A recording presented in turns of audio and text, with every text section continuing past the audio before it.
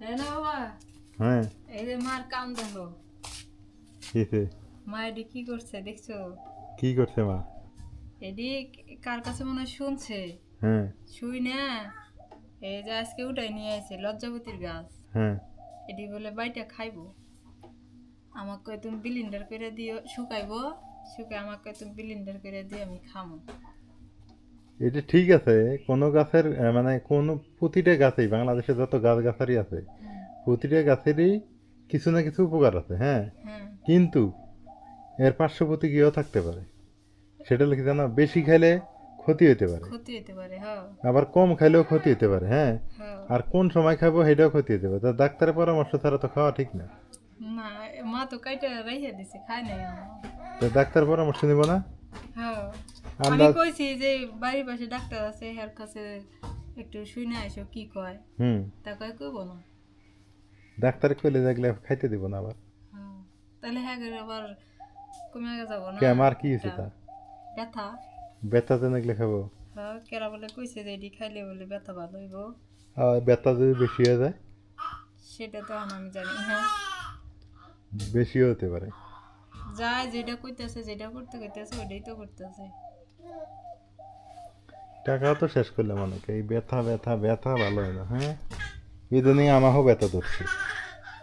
আমার রাইয়ান ঘরে খেলতেছে। হুম, কাটা খুব, দেখো কি কাটা। হ্যাঁ, লজ্জাবতী গাছের কাটা বেশি। এই যে কি কাটা, ঘাটে ঘাটে কাটা। এখন কেমনে কি না মানা করলে তো রাগ করবো, আবার যদি খায় খায় কি ক্ষতি হয় নাকি? হোক শুকায় থুই। হুম, আপনারা যে যেখান থেকে দেখতেছেন, যদি কিছু যাই না থাকেন একটু কমেন্টে কইেন, আমরা আর কুলাইতে পারতেছি না। এই লজ্জাবতী হ্যাঁ, সত্যি কথা। সত্যি মার অনেক ব্যথা, হ্যাঁ, প্রচুর ব্যথা। কুলাইবার না পাই আর কি কইলাম। উপায় নাই তো। এ একা একা খুশি রাইয়ান। তো ঠিক আছে, এটা রোদে দিই। হ্যাঁ, এখন ইয়াহ। তো রোদ নাই। মা রান্না করে থুয়ে বাংলাদেশের 80% মানুষ, হ্যাঁ, জানি না দে। বাংলাদেশের 80% মানুষের ব্যথা। হুম, আর এই ব্যথা কোন জায়গা থেকে উৎপত্তি হয়, হ্যাঁ, কি কারণে হইতেছে এটা কিন্তু কেউ জানে না, বলতে পারতেছি না। এটা খাবারের থেকে হইতেছে না চলাফেরা না কাজ কাম। তবে বাংলাদেশের মানুষ পরিশ্রম করে বেশি, এটা ঠিক আছে। হয়তো বা খাওয়ারও ঘাটতি আছে কোনো কিছু, না মন্দ বললাম? না, আমার মনে হয় ক্যালসিয়াম ঘাটতি আছে। ক্যালসিয়াম ঘাটতি না? তো ক্যালসিয়াম ওষুধ খেলে তো কিডনি নষ্ট হবো আবার। তা তো হইবে। ক্যালসিয়াম জাতীয় খাবার খাওয়া লাগে, কারণ খাবারও তো আবার পেটের মধ্যে যায় না, রক্তে নাকি যায় না। রেস্ট, রেস্টে থাকা লাগবে। না, খাবার খাইলেই নাকি রক্তে যায় না, তাহলে খাবার কই যায়? খাবার ওয়াশরুমে যায় খাও। সব। তাহলে তো হইলো না আবার। জীবন কথা হ্যাঁ। মহা টেনশন। হ্যাঁ, সত্যিকারের কথা। খিদে লাগে খাও, খিদে লাগে খাই। হ্যাঁ, ওখান থেকে ভিটামিন দিয়ে যাবো শরীরের মধ্যে, সেই রাস্তা বন্ধ আমাদের।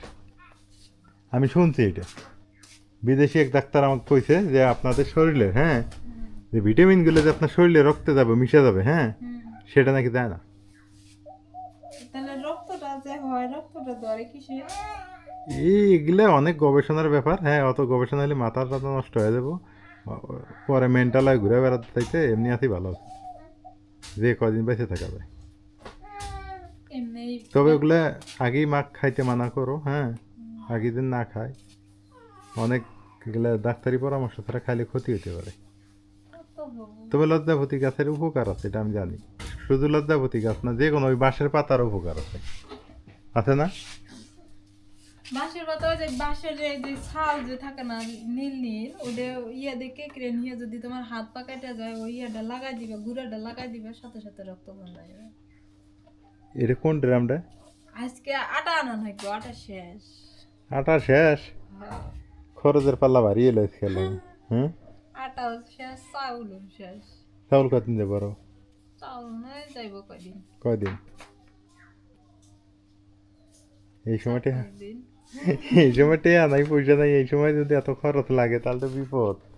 ধুইয়া শুকাইলাম। হ্যাঁ, আটা এনে আবার নাজবেন আটার বস্তা আনার দরকার নাই, এমনি 5 কেজি করে আটা ওই নিয়ে। 5 কেজি আর লিও টাকা লাগে, বস্তা লিও টাকাই লাগে। এখন বস্তা আনার জন্য তুমি লালুনি যাবে, 200-300 টাকা অটো ভাড়া দিবে। না, তা তো করবোই তাইলে না। আর 300 টাকা হইলে কয়দিনকার তোমার বাজার হইতেছে? কি হিসেবি রে? হ্যাঁ, কঠিন হিসেবি। ভালো কথা কইলাম তো এখন হিসাবই হইলাম। না ঠিক আছে, এখন টেহা নেই, পয়সা নেই, ফাও টেহা পয়সা নষ্ট করার দরকার নাই। তাইলে তো সবাই অটোটা নিয়ে যাও লালমনি, দেখো তোমার কাছে কয় টাকা নেয়। তা তো অবশ্যই। আর ওই টাকাটা হইলে তোমার এক সপ্তাহ মনে করো আটা হয়ে যাবো। তা হবো। আর এক সপ্তাহ হইতে হইতে তুমি তোমার একটু ঝামেলা কমবো। ঠিক আছে, বুদ্ধিমতী বউ। সবাই একটু কমেন্ট করে জানাই বুদ্ধিমতী বউ।